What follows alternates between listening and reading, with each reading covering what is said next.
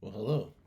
As I promised, a video about one of my favorite and most used watches, the Tissot Navigator Chronograph. Automatic 15 jewel stainless steel case, stainless steel band. Band can be removed.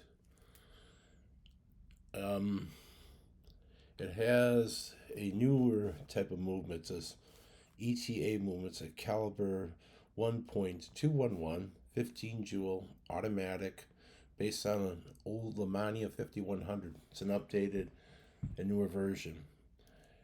For those of you that understand watches, mechanical watches, why not 25 joules or 32 joules? Well, it only goes up to 6 hours. So it's 6 hours at the bottom in half-hour increments, and that's your constant second. I'll hit the chronograph once so you can see it go. The long skinny hand sweeping is a chronograph hand. I'll stop it there and reset it. It came with this covering the box, with a Tissot box. Time is precious. So it says on the inside, front of the box. Little pillow. These are the links. I had to take links out and size it. The actual guarantee warranty card is good for 2 years. I think I got a year, just under a year left. The actual tag that was on the watch itself. So everybody's seeing this. Yeah, there you go. And the owner's manual.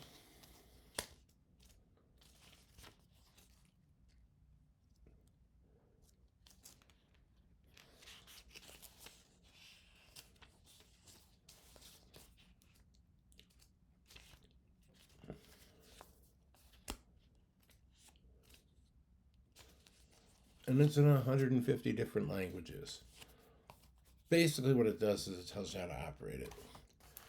This being an automatic watch, it's a winding watch. If you were to go and start it up, you would pull the stem out, which I'm not going to do because I'm using it and wearing it, and I'll explain later. And get it to the time that you want. You push the crown back in, you wind it. You wind it for like a minute or two. Then you stop and you wear it. As long as you wear it, it has a rotor on the inside of the movement. It'll keep time. It has a power reserve of, I believe, 45 hours, meaning you don't work for 45 hours, it'll shut itself down. You'll have to rewind it and stuff. But if you work continuously, it will work for you the way you need it to work as a day-to-day watch. A lot of people buy these as fanciness, fancy type of timepiece. And in a day of iPhones and Android phones, who needs one for timing? A lot of people, it was like a piece of jewelry, and they were important in the 1970s, 80s, 90s until the new phones came out. Way to keep time. A lot of people went to digital quartz, which is, I don't appreciate, battery powered. These are far better. They'll go for like 10 years, and then you'll have to take them to a dealer to have them serviced, and they clean them, oil them, and boom, it's good for another 10 years. No batteries, no environmental pollutants. Mechanical timepiece based on 19th century technology that's been updated and refined. And time wise now, it's pretty darn close with how a quartz watch in terms of accuracy. But like I said, I got this thing because of functionality. It has a chronograph. You can go on a car ride or something, time how long it takes you, and there you go. It has a half-hour timer. My gym regimen are 5 minute intervals of machines or with barbells or dumbbells. I time it with this: start, stop, 5 minutes, done, move. The reason I use this instead of a traditional digital watch, it's very easy to see. The dial's matte black, everything else is white. Everything just stands out. And if you have like poor vision or you need to wear reading glasses, which I do obviously, it's a good thing to have. And you could see. Another reason why I bought this watch, it's waterproof to 100 meters, which is 330 feet, which translates you could take it in a pool, you could swim with it. You can't go deep sea diving, but it can go and do whatever without any issues. Another reason that I got this watch, it's very functional. I mean, you could do a lot of things, and it's not ugly. I'll put it on my wrist. It's fairly big. I think it's 45 millimeters. But the actual watch itself, everything is so well integrated. It looks really nice, and it doesn't feel that heavy. It's counterbalanced a little bit, but it's a nice watch, and people do look at it. What is it exactly? It's called a Navigator's chronograph. It has a tachymeter on it. I'm not going to get into how that works. I'll do that as another video. It has minutes. If you look at the outer part of the inside there, you could see. I'm sorry about this. Oh, you can see minutes. You see the minutes on the outer side of the dial. The straight lines would be the hours, and that's how you would know what time it is. Face of a clock. Separated in the quarters, 15, 15, 15. And it has this neat bezel. You ask me, what is this bezel? It's a very primitive compass. Prior to stuff that we have now, it uses celestial navigation. What does that mean? It means the sun. What you would do is, wherever the hour hand is, you would point it at the sun. You would take this bezel and you turn it.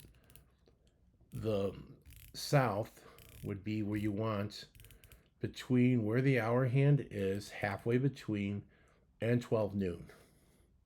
Are we seeing that? Okay. Now, if you walk outside and you put that up, it'll perfectly align with the sun. That's the south. You look opposite, that's north. You can tell the direction. They used to use these in the 1930s, 1940s, up until electronic navigational stuff, along with a sextant, so you can navigate by stars. So this is one of the two old primitive ways. Prior to radio compasses, radio detection, radio wave would generate it, and that came in the late 30s. This is how they did it. And they kept it for a while because it's actually, I mean, it's not 100% down to the exact millimeter and micro measurement that you would get off of a smartphone or a digital watch, but it'll point you in the right direction. That's all you need. And this is a very functional watch. It's not a dainty watch. It's not a beautiful watch. It's extremely functional. And I got it new. How did I get this new? It retails for $1,150. So if you run the Macy's, if they still have this particular one, you're going to spend $1,000, maybe $800 if it's on sale. You go on eBay or you go on Amazon. They have a thing called gray market. Gray market is stuff that's called NOS, new old stock. It's new, but it's old stock. They're pushing the new higher price, so this stuff sits. The price drops. I paid $250 for this. I'm like, okay. When I got this, I was asked by family members, why did you spend $250 for that? Why? I said, because fools go into Macy's and into Kohl's, they'll spend $500 for a battery-powered Citizen's watch, which they have to go every 2 years to get a battery change, and if you don't take it to the right place where they know how to seal the back and properly seat everything, you're going to get water leakage and buy another watch. I know that because it's part of my hobby with watches. I can and I have changed batteries on quartz watches, and I know how to seal them. I studied a little bit of stuff with them, and if somebody's not paying attention, paying a close view on that minute detail, you could destroy the watch. But here nor there, back to this. You could go in the water with this, you just don't play with the chronograph. You want to run the chronograph, you hit it, you don't push the button. Pushing the button will allow the seals on the inside to allow water in. This watch is also a Swiss-made watch. You know, I paid $250 for this, okay? And it's a Swiss-made watch. So by paying $250 for this, and look at the money side of it, I don't have to put batteries. In 10 years, I probably have to go get it serviced and looked at. I think they charge $60, $80 to do that, but that's on a timepiece that's a lifetime timepiece that would outlive you, your children, whatever, grandchildren. And they're just cool. They're part of history. And it's a Tissot. It's made in Switzerland. It's not something from China. And all the Tissot brand, all the Tissot, Omega, Hamilton are all owned by Swatch. Yes, Swatch. That has all the funky looking digital watches.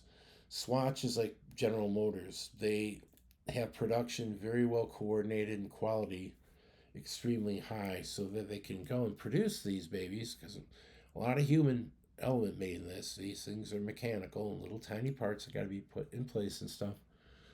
They could have the prices fairly competitive, sell this for $1,000.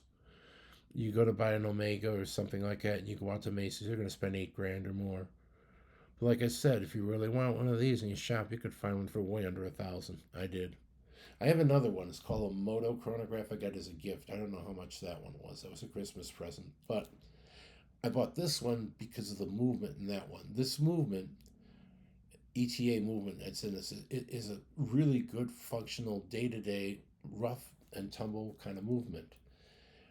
It does it really well in terms of timing and accuracy. I'm very impressed and very pleased by it. And I've had it now, well, over a year. That's why there's only one more year left on the warranty. But usually you never have any problems with these. And like I said, I had run-ins with Citizen. I had Citizen's watches as day watches, and they fall apart. The Echo Drive watches are horrible. When they go, you got to change the batteries. They're lithium-ion batteries, both the running battery and the capacitor that stores the charge from the solar thing. What a mess. And then God help you if you dispose of the batteries the wrong way because they're lithium batteries. You can keep them. I'll pay the extra money for a Swiss. But I will not spend that Swiss price. I will hunt one down. And there are stores that'll sell these for like 600, which is a lot less than 1,000. You go out there, you can find them. Excuse me, the weather's changing. Another thing that I like about this is you can wear it all the time. And I didn't show you. If you look close up under the dial, you'll see. I hope you can see it. I'm not distorting. In the position of 3, 3, 6, 9, and 12, they do light up. They do loom, along with the hands of the hour and minutes. So it would take a loom, and then you could use it at night. Wear it all the time. Well, that's all I have for this right now. A little bit shaky here. I've never done one of these. Next one will be better. I'll pick another watch and I'll show it off to you. And maybe I'll start with pens. I also collect old pens, like Mont Blancs. Clean them up, fix them up, and use them. A lot cheaper to buy them that way on eBay, Amazon, than spending thousands or hundreds buying them in a store. So that's all I have for now. I may have another military video, but I will have another watch video coming over the weekend. And maybe some pen stuff. Hopefully you like this, and then this format different from the military history, and I'll try to put more up like this. Thank you for watching, and have a nice day.